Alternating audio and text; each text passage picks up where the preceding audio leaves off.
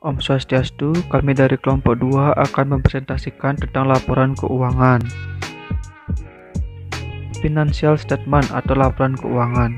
Secara umum, laporan keuangan adalah laporan yang berisi pencatatan uang dan transaksi yang terjadi dalam bisnis, baik transaksi pembelian maupun penjualan, dan transaksi lainnya yang memiliki nilai ekonomi dan moneter. Laporan keuangan dibuat untuk mengetahui kondisi finansial perusahaan secara keseluruhan, sehingga para stakeholder dan pengguna informasi akuntansi bisa melakukan evaluasi dan cara pencegahan dengan tepat dan cepat jika kondisi keuangan usaha mengalami masalah atau memerlukan perubahan. Adapun jenis-jenis laporan keuangan, yaitu yang pertama ada laporan neraca atau balance sheet. Laporan keuangan identitas ekonomi yang menunjukkan posisi keuangan pada suatu saat tertentu. Yang kedua ada laporan laba rugi, yaitu laporan finansial perusahaan yang dibuat oleh bisnis untuk mengetahui pengeluaran dan pemasukan bisnis secara mendetail. Yang ketiga ada laporan perubahan modal atau capital statement, yaitu menggambarkan peningkatan maupun penurunan dari aktiva bersih atau kekayaan dalam periode tertentu. Yang kedua ada laporan arus kas atau cash flow, yaitu catatan keuangan yang berisi informasi tentang pemasukan dan pengeluaran selama satu periode. Yang pertama ada laporan neraca atau balance sheet. Laporan neraca biasanya terdapat beberapa informasi mengenai akun-akun aktiva serta hal-hal yang menjadi kewajiban perusahaan dalam satu periode. Dalam penerapannya, laporan neraca terdapat dua macam, yaitu bentuk staffel atau vertikal serta bentuk sekontro atau horizontal. Pada hakikatnya, laporan neraca adalah gabungan dari segala laporan keuangan. Ini juga dibuat dalam waktu tertentu yang normalnya adalah 1 tahun sekali. Tujuannya adalah untuk menentukan langkah terkait finansial di tahun selanjutnya. Ini adalah contoh salah satu bentuk laporan keuangan pada UD Sejahtera Neraca per 31 Desember 2017, yaitu yang pertama aktiva yang terdiri dari aktiva lancar dan aktiva tetap. Aktiva lancar terdiri dari kas, piutang dagang, perlengkapan kantor yang jumlahnya 3.200.000. Yang selanjutnya ada aktiva tetap, yaitu yang terdiri dari tanah, gedung, AKM Penny gedung yang jumlahnya sekitar 12.900.000, sehingga jumlah dari aktiva lancar dan aktiva tetap adalah 16.100.000. Yang selanjutnya ada kewajiban, yaitu ada kewajiban lancar dan kewajiban jangka panjang. Kewajiban lancar yaitu terdiri dari hutang dagang, hutang bank, jatuh tempo yang jumlahnya 2.200.000. Yang selanjutnya ada kewajiban jangka panjang, yaitu yang terdiri dari pinjaman bank sebesar 4.800.000. Yang selanjutnya ada ekuitas, yaitu modal saham, laba ditahan yang jumlahnya 9.100.000, sehingga jumlah kewajiban dan ekuitas yaitu 16.100.000. Selanjutnya akan dipresentasikan oleh teman saya. Saya akan melanjutkan presentasi dari teman saya. Laporan laba rugi. Laporan laba rugi adalah laporan finansial perusahaan yang dibuat oleh bisnis untuk mengetahui pengeluaran dan pemasukan bisnis secara mendetail. Isi dari laporan ini ialah data pendapatan sekaligus beban yang ditanggung oleh perusahaan. Biasanya laporan ini dibuat untuk melaksanakan kondisi keuangan perusahaan pada periode tertentu. Maka dari itu, sebagian besar laporan dikerjakan pada akhir tahun atau akhir bulan sesuai ketentuan di perusahaan tersebut. Dengan adanya laporan laba rugi, para stakeholder bisa mengetahui kondisi finansial perusahaan yang terkini, sehingga laporan tersebut bisa dijadikan sebagai dasar evaluasi untuk langkah kebijakan selanjutnya. Kemudian ada jenis-jenis laporan laba rugi. Yang pertama, laporan laba rugi single step. Laporan laba rugi single step atau langkah tunggal hanya menunjukkan suatu kategori pendapatan dan satu kategori pengeluaran. Laporan ini bersifat sederhana, tidak berisi detail perputaran keuangan yang terjadi pada perusahaan tersebut. Persamaan yang digunakan dalam laporan laba rugi single step adalah penghasilan bersih sama dengan pendapatan ditambah keuntungan dikurang beban ditambah kerugian.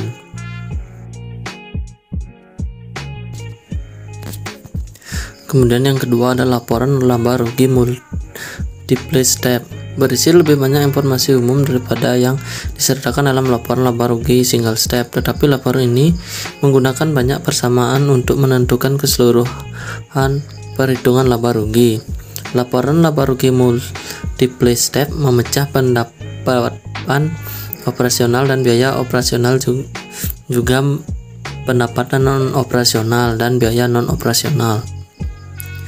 Ini ada contoh laba kotor. Laba kotor sama dengan penjualan bersih dikurang biaya barang terjual. Pendapatan operasi. Rumus: pendapatan operasi sama dengan laba kotor dikurang beban operasi. Kemudian yang ketiga, penghasilan bersih. Penghasilan bersih sama dengan penghasilan operasi ditambah item non operasi. Adapun contoh bentuk laporan laba rugi single step dari PT Sedap, laporan laba rugi per 31 Desember 2004. Pendapatan terdiri dari pendapatan jasa, pendapatan bunga, dan total pendapatan. Beban-beban terdiri dari beban sewa, beban gaji, beban asuransi, beban listrik, air, dan telepon. Total beban laba bersih. Keterangan: C sama dengan A ditambah B, H sama dengan D ditambah E ditambah F ditambah G, I sama dengan C dikurang H. Kemudian ada bentuk laporan laba rugi multiple step dari PT Sedap. Laporan laba rugi per 31 Desember 2004. Pendapatan jasa, beban-beban yang terdiri dari beban gaji, beban listrik, air, dan telepon. Total beban laba usaha. Yang ada pendapatan di luar usaha terdiri dari pendapatan bunga. Beban-beban di luar usaha terdiri dari beban bunga. Kemudian ada laba di luar usaha, laba bersih. Berikut ada keterangan: E sama dengan B ditambah C ditambah D, F sama dengan A dikurang E, J sama dengan F ditambah I. Sekian presentasi dari saya, selanjutnya akan dilanjutkan oleh teman saya. Om Swastiastu. Saya akan menunjukkan presentasi dari teman saya, yaitu laporan perubahan modal dalam kurung capital statement. Laporan perubahan modal atau ekuitas adalah salah satu jenis laporan keuangan yang penting, terutama untuk perusahaan publik. Tujuan pembuatannya adalah agar perusahaan dapat menggambarkan peningkatan maupun penurunan dari aktif bersih dalam kurung kekayaan dalam periode tertentu dengan prinsip pengukuran tertentu untuk dianut. Tujuan dari dibentuknya laporan perusahaan modal yakni memberi laporan mengenai perubahan modal kerja dan membuat ikhtisar dari investasi dan dana yang dihasilkan di dalam suatu proses serta aktif pembayaran. Contoh perubahan ekuitas pemilik dari 1 Februari 2020 sampai 19 Februari 2020 dengan keterangan ekuitas pemilik awal periode dan nilai awal 561.509.502 rupiah dengan penambahan ekuitas pemilik pendapatan bersih sejumlah 11.574.315 rupiah dan investasi kurun periode yakni Rp11.350, penarikan sejumlah Rp0, dan total penambahan ekuitas pemilik yakni Rp22.924.315, dan ekuitas pemilik akhir periode yakni Rp584.433.817. Laporan arus kas atau cash flow. Laporan arus kas atau biasa disebut dengan cash flow ini sendiri dapat diartikan sebagai catatan keuangan yang berisi informasi tentang pemasukan dan pengeluaran selama satu periode. Laporan ini akan sangat berguna ketika Anda akan mengevaluasi struktur keuangan dalam kurung likuiditas dan saldobilitas serta aktif bersih perusahaan. Tak hanya itu, Anda pun bisa memanfaatkan sebagai strategi adaptif menghadapi perubahan keadaan dan peluang. Contoh arus kas dalam kurung langsung yakni dari periode Januari 2020 sampai Februari 2020 dengan keterangan sebagai berikut. Aktivitas operasi memiliki nilai Rp24.355.000 dan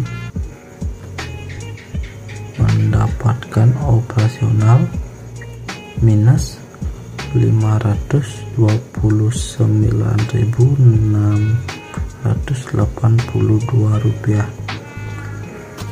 pendapatan jasa minus Rp529.682, kas untuk pembelian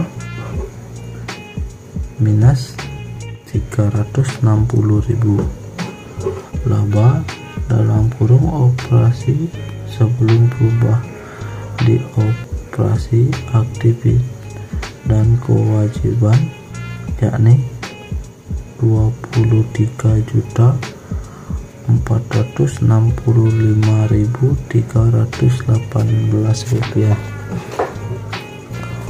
berkurang dalam kurung bertambah pada operasi aktif. Total berkurang bertambah pada operasi aktif yakni Rp0, berkurang dalam kurung bertambah pada operasi kewajiban yakni Rp0, total berkurang dalam kurung bertambah pada operasi kewajiban yakni Rp0, total kas bersih di dalam kurung dipakai atau dihasilkan oleh aktif operasi yakni memiliki nilai Rp24.365.318, total kas bersih yang dihasilkan atau dipakai oleh aktif investasi